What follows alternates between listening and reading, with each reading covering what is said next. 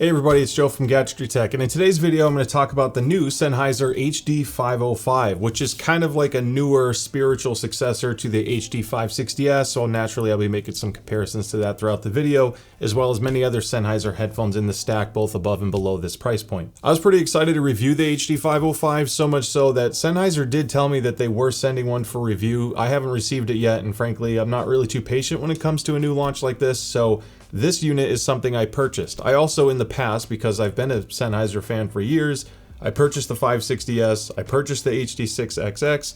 This 660S2 was sent to me by headphones.com on loan just for comparing to other headphones, so huge thanks to them. And then the HD490 Pro I also purchased. That one I purchased through BH Photo. So regardless, I just want to disclose that. It'll never affect what I say about the review, but I just want you to know where that's coming from. And because this is sold on Amazon, the fact that this ends in a 5 kind of means it's a more limited or exclusive release.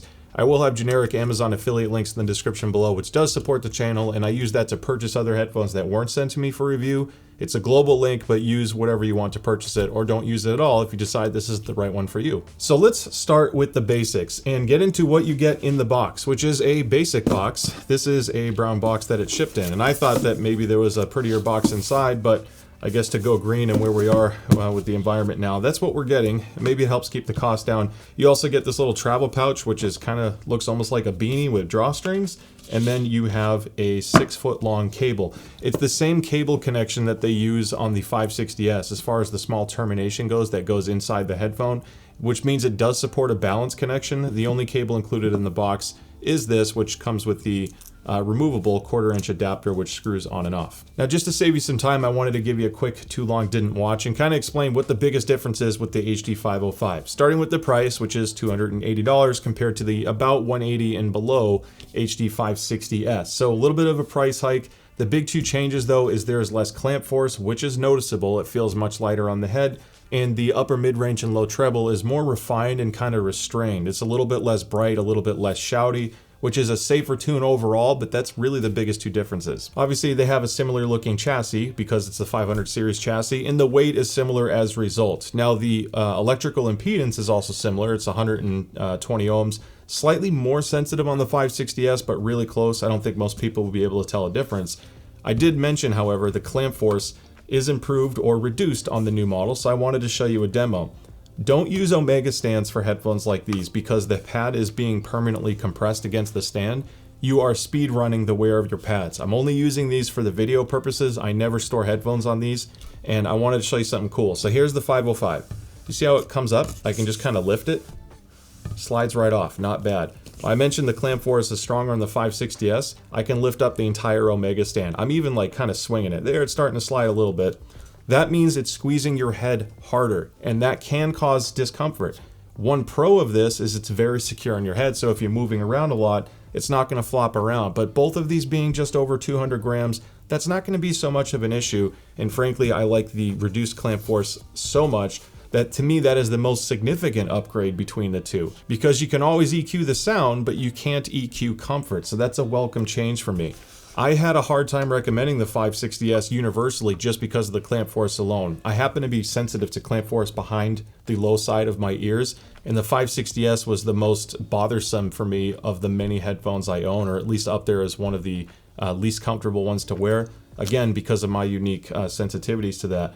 With that being said, even though they're the same chassis, I can wear this for a very long period of time, and with the lighter clamp and lightweight, it's still very secure. It's just excellent for that. The pads are also basically identical as well. They're very breathable, and I think there was a silent revision with the 560S over time because I heard another 560S and it sounded a little bit different to me, which makes me think it was a slight pad revision. It had like a little bit more warmth to it and less shout, but I'll get into the sound quality later. So the biggest difference, you can see that on the new 505, it's acoustically more transparent. You have this like metal mesh material, whereas the old one has the fabric. And because of that, it can affect tuning. A lot of time this is used for tuning, but by doing this, there's almost like a little bit less acoustic resistance to the driver. It doesn't guarantee anything. I'm mainly pointing out that there is a difference between the two. The dimensions of the pads are also basically identical as well, which these are like full-size pads. I think the height and the width is excellent, and as a result, when I wear them, I don't have any odd pressure or anything feeling uncomfortable for me on my ears. They're deep enough where my ears fit fine, but they just barely kiss the driver baffle, and I can only tell if I'm keeping the pressure on and sliding it around slowly. I can feel like the outside of my cartilage, like right here, just barely touching it. It's still a bigger ear pad than some other headphones, including the Audio-Technica headphones I've reviewed recently, but I did want to point that out. Now, the other thing I like, if you have a smaller head, this gets very small, and these are one of the few, like I can't even get a seal. My ears are sticking out on the bottom. There's a lot of headphones out there, and just because I'm going to talk about this later, here's the AR5000 from Aune or Aune, and what was weird about this is on the smallest setting, it just fits like perfectly, but if your head's any smaller than mine or shorter, it's probably going to sit a little too low, so it's not as forgiving. And I've noticed a lot of headphones kind of go in that direction. So one thing that's been nice about Sennheiser headband designs is they shrink quite a bit, and because you have this huge telescoping yoke, it can get huge. I mean, this can fit a pretty big noggin. So I really like the chassis design from a sizing standpoint. Another thing I want to point out is the headband design change for the padding. This has a more premium looking leatherette. It looks nicer, it feels nicer in hand. Because these are both so light, I don't think either headband was uncomfortable or significantly more comfortable than the other. This one is technically a little bit more breathable, and you have this notch here, which helps kind of relieve some upper pressure.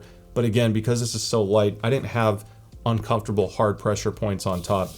And this is removable and replaceable. This one looks like it's not. However, if you remove the buckle, you can replace the headband pad. So they do have some level of serviceability, and naturally, because it's a Sennheiser product, I'm going to try to do this without damaging anything, because I don't have my tools. You can, of course, still remove the pad just the same way as you would with the 560S. Quick note on the comfort and build quality of the others, just because some people are going to ask. So the HD6XX, 650, and 600, I'm going to call that the 6XO line throughout the video. This has a stronger clamp force than the 505 out of the box, but the difference is when you have this particular series, this is a spring steel headband, you don't do it by like grabbing the whole thing and pulling it open, but if you put some pressure on the band with your thumbs, you can basically kind of bend it out, and if you put a little bit of pressure that way, you can actually reduce clamp force. Don't do it too much where it's loose, but I find the 6XX and 6XO line in general very comfortable once I've reduced clamp force. Otherwise, out of the box, it's a little bit too tight for me. You can't adjust clamp force in the 500 series because, again, it's all plastic. And you notice I can lift these on and off the Omega stand. That's pretty close. This is the 660S. I didn't really modify this one because it's not mine, but it has the same idea as the 6XO lineup in general. Still very comfortable. It's a little clampy, but the pads are nice and deep. So comfort was never really a problem with me on the 660. But again, it is a little bit clampy out of the box, so you might want to adjust that. Now, I ran out of Omega stands. There's no reason why the 490 Pro is on its own special stand. This, to me, is one of the best chassis designs I've seen on a headphone under $500. It is so comfortable. You have full rotation, you have pivots, and you have a telescoping yoke with a metal headband. So build quality is nice. I also like that this guy uses the mini XLR connector, which is quite good because you can buy your own cables pretty easily online. The 490 Pro also has removable pads. It comes with two different in the box that change the sound. I'll talk about that later. This is comfortable, but you can see how large the embossed L and R is on the inside of the cup. That touches the center of my ear, which makes me crazy. And as comfortable as everything else is, I like the inside ear cup feel of the 505 more because I don't have that issue. Moving on into sound quality, because frankly, there's going to be a lot to cover here, and I wanted to start with the objective sound quality first, which is measurements, takes my opinion out of it, and it shows you how my rig measured it, which is a KB006X Pinaclone and an IC711 coupler. So if you are familiar with that, great. If not, in a simple sense, if you're comparing against other measurements, use the description, the link in the description below, to look at my measurements of all the headphones I've covered. My measurements won't directly compare to someone else's measurements because they likely don't have the same rig or testing methodology. So I wanted to start with a couple things. Now, when you compare the 505 in blue to the 560S, it is very, very similar. There's not a major shift on the measurement side, but how you hear it can be different. I align this just to point this out. The default view is by decibels on my SquigLink page. If you click Hertz and align it at 500 Hertz, this paints to me a little bit better picture of the differences between the two of them. Because when you listen to these, the 505 sounds just the slightest touch warmer to me. Again, compared to my older 560S.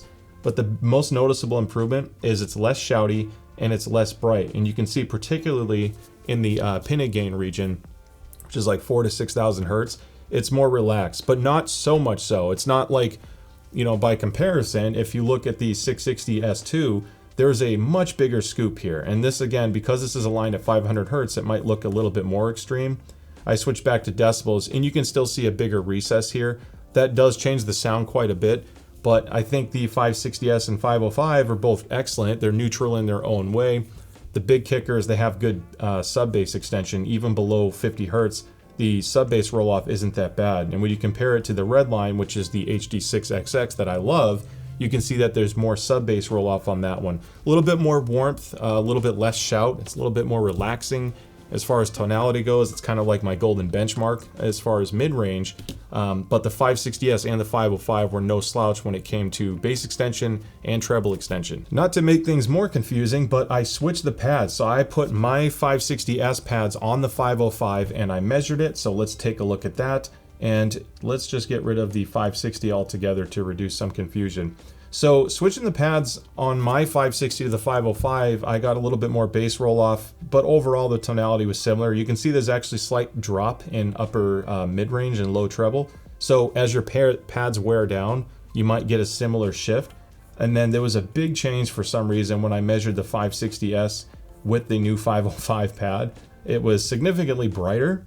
So I don't know how much of that has to do with the newest 560, but I wanted to include those measurements on the site in case it affected you in any way. Don't read too far into this though, because I think there is some variance on both the pads and what revision you had of the 560S. I think that the biggest change when you start A-Bing the 560 to the 505, it's noticeable in a couple of areas. One, the treble reduction and refinement, if you will, in that whole like shouty area and in the upper mids and low treble. It is tastefully done on this. It still has kind of like the signature sound of what made people like the 560S, but to me it's a little bit less punishing version of that. So it's more versatile, and because of that, I think I can use the 505 for a lot more tracks without feeling like I necessarily have to do any kind of EQ. I also think the bass quality is just a little bit better on the 505 compared to the 560. It just sounds a little bit tighter and a little bit cleaner. You know, one thing I liked about the 6XX or 6XO lineup in general, it wasn't so much that it had a lot of bass, but the bass you did hear was very, very well articulated. The texture of the bass was just fantastic. So I wasn't ever feeling like I needed to have a ton of bass with it because I was enjoying what I was getting. And on the 560, it's always been a little bit softer to me, a little bit less defined, and it was a less expensive headphone, so it was kind of okay with that. This is a more expensive headphone than the 6XX, and I don't think it approaches the same clarity and texture detail of this particular lineup. What it does have is a wider soundstage, more extension in the treble area, and then the sub bass, although not as resolving as the 6XO lineup, is a subtle improvement over the 560. So there are some really good things here going in the right direction. In many of my headphone reviews and some IEM stuff, I've talked about which tracks and songs I've listened to when I do my testing for things that stand out. But this one's going to be a little different, and you'll know why. So some of the tracks I like using for headphone demos, one of them being James Blake, Like the End, which is kind of a whole melodic escapade in itself. It really takes you on a journey, and there's some amazing stuff in that mix. James Blake has some really well-mastered tracks, so if you have a headphone that's highly resolving, it's really rewarding. If you like bass that slaps, another song I like to test bass with is Ill What I Bleed by Kid Cudi. Not like a super high quality song, it's just a pounding bass, and it's kind of a one-dimensional bass, but it really helps me kind of get an understanding of how much depth and slam or impact I can get. I also like another song called Screenager from Muse, which the first minute or two alone is worth the listen by itself, and then the rest of it kind of picks up more in the typical Muse fashion, but very different presentation song. It's mixed a little bit quieter as well, so you kind of have to turn it up a little bit to get the same volume before the song picks up. Then you have Capricorn the Ambitious by Tony Ann. So if you love listening to pianos, which I use for a lot of testing because you want to listen to a lot of different instruments, that's a really fun song to listen to, as well as another one that's more of a classic. It's Tin Pan Alley by Stevie Ray Vaughan. The guitar solo alone is great, but there's also a really good way of testing mid bass and guitar bass. And then of course when Stevie Ray Vaughan starts singing, a lot of good dynamic range in that song. So it's a whole mix of synths and bass, vocals, string instruments, pianos, you name it. And that brings me back to why the 505 is a good value, and it's versatility. I talk about how certain songs come to life or become something really special with certain headphones, and that's a valid statement and something to look forward to. But not everybody has a whole bookshelf full of headphones. Some people have one, some people have five, and even then, you can only get so many different flavors. So I think versatility and being able to play a wide variety of content is extremely important. And this is where I think Sennheiser released a really good product here with the 505 because of that tuning, that sub-bass extension, the wider soundstage presentation than the 6XX, which has the tonality and mid-range that I love. Everything sounds the way it should, but it's very centered. There is still a subtle hint of fatigue and some shoutiness with the 505. It's not like it's perfect, but it kind of has like a tasteful update to the 560S house sound that many people still like. And I do look at Reddit, I look at audio forums, I look at Discord servers, and a lot of people like the 6XX. In fact, most audiophiles agree it's one of the best headphones for the money, which is rare for headphone audiophilists to agree on something. But some consumers still like the 560S more, even though objectively and subjectively, a lot of purists won't like it as much. Some people want that excitement. They want the sub bass in the stage. So what's cool about this is you're getting a lot of what made the 560S special without as many of the drawbacks. So there has to be a catch, right? Well, yes and no, because the only real catch to me is the price point it's being launched at. And this is where people are going to have very differing opinions here. And I still think there's merit to this price where it can be considered a good value because of a couple critical reasons. One, it's $100 more effectively than the HD 560S, which has been well received overall, especially for the price. Some things are forgiven because of the price, such as not being as resolving or clear sounding as an HD 6XO line. The clamp force being a little bit more forgiving for comfort because it's just the way this headphone was designed for the money. Now the 505 fixes two of the biggest issues with the 560 without like deviating too much from what made the 560 special and what people liked. If that is enough of a justification for you to spend $100 more, I do think this is the superior headphone in every single way to the 560. It's just a matter of if that price increase is worth it to you or not. If you already have a 560 and you are happy with the comfort and the sound, don't just buy the 505 thinking you're going to get a totally different headphone. I would consider a different chassis, either the 490 or the 650, for example, just to get something different. But they're both great. It's up to you if you think this is greater for the 100.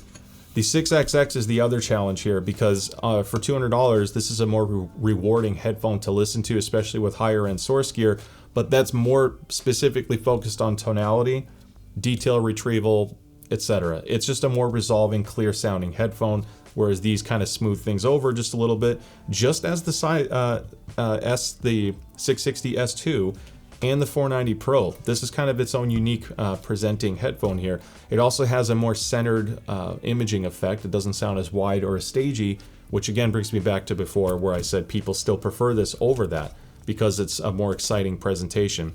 So the biggest gotcha with this is if it's worth the price to you or not. I can't decide that for you, but by comparing these, hopefully this can help you kind of understand where this lies in relation to the others. Now, I briefly mentioned how much I liked the HD 490 Pro chassis before. The biggest issue with this guy was price even more so because this is now approaching double the price of the 6XX and it's technically less resolving, but I did like the tuning of this once I switched the pad. These pads are so comfortable, the skin feel is great, and I love wearing them. It boosts bass quite a bit and you lose some vocals. They step back in the mix.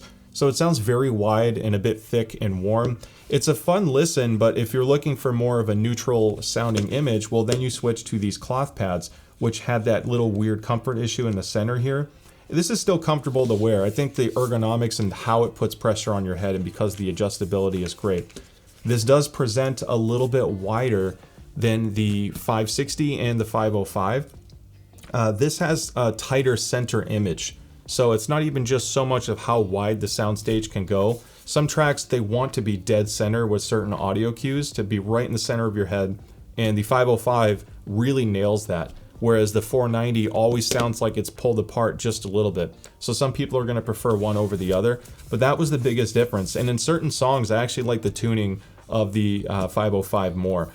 This is a little bit more relaxed, which means the mid-range and like guitars and certain vocals step back just a little bit further, whereas this leans a little bit more on the aggressive side where they're more forward, but as a result can occasionally be a little bit shouty, maybe some sibilance, but that will come down to what you're listening to. Not every song's going to have that issue. Now you do have the 660S2, which I'm not going to spend too much time on, frankly, because I prefer the value that some of these other headphones bring. The 660S2 has more of a recess in the whole 4 to 5K area. It just sounds more relaxed and it has a thicker bass profile. So if you want something that's kind of a more chill listen that doesn't have as wide of an image as the 490 Pro, but it still has more sub bass than the 6XX line, that's kind of where that 660S2 comes into play. I also don't think it sounds as clear as the 6XX lineup. I would almost prefer to have a 6XX and the 505 as my set as opposed to a single 660S2. So now it's time to make things more confusing and talk about a few others real quick, because these are new and I've been talking about the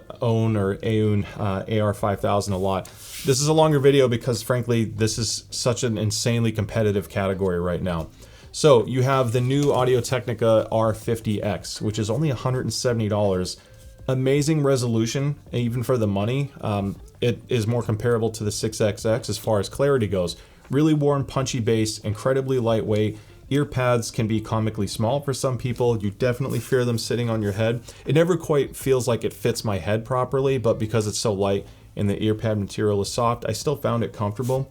This is a more resolving or brighter and shoutier presentation than the 505, and it has more of a lift in that whole 5K area. So there's really no relaxed sound about it. It's an analytical, high energy sounding headphone. Wonderful listen, and it handles EQ well too if you want a little bit more bass. Then you have the R70XA, which this guy has 50 ohms, higher sensitivity. It's still in the 90s, but 50 ohms. This one is 470 ohms with an electrical impedance peak of over 1,000 ohms. And the sensitivity rating is in the high 90s. So it does take a little bit more juice and amp power to drive. Wonderful sounding soundstage. I would think is it more of a, think of it more as like an adjacent reference house sound to the 6XO lineup. And it sounds more relaxed than the 505, sounds a little bit warmer, but again, the vocals step back. I really do like this headphone. I didn't like the headband design popping off because of the magnet system when I wear it. Once you size it, if you're careful, it's fine. These guys were its own in-depth review, and I have a link in the description below if you want to learn more. They present differently than these entirely. There's no real direct comparison, but the one thing that stands out with the Audio-Technicas is the bass sounds a little bit more punchy and warm, and they sound a little bit more resolving at the sacrifice of some of the tonality and everyday usage from a frequency response standpoint. The AR5000 is a warm sounding headphone. There is a recess in the whole 1 to 2K area, so it's designed to sound laid back but still stage really wide while still having a warm presentation. The only downside of that is it does color vocals a little bit. This isn't like my reference headphone for music, even though it is really fun. I found it very comfortable, but the thing that I stood out, or what stood out to me after using these so much and the Audio-Technicas because of how light all of these headphones are, is these ear cups. The clamp force is rather light, but the ear cups themselves have some weight to it, and you just feel more pressure on your ears. I didn't find it overly uncomfortable, but there's definitely some inertia there that none of these guys have. Most of these kind of disappear on your head after a while. However, I brought these out because I wanted to talk about gaming performance with all of these and where they stack up. I made some bold claims in my recent video about how good the Audio-Technicas were for gaming, and I talked about the 560S still being a worthy competitor. It just has a different sound signature.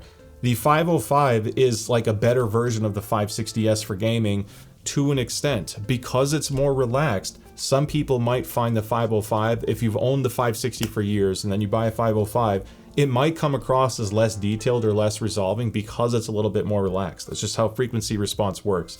However, when scenes get crazy and complex, and there's gunfire and explosions and all of that, the 505 is much easier to listen to because it's not punishing you as much with some of the brightness that the 560S had. It's the same issue that I had with the R50X. Sounds wonderful in a quieter moment.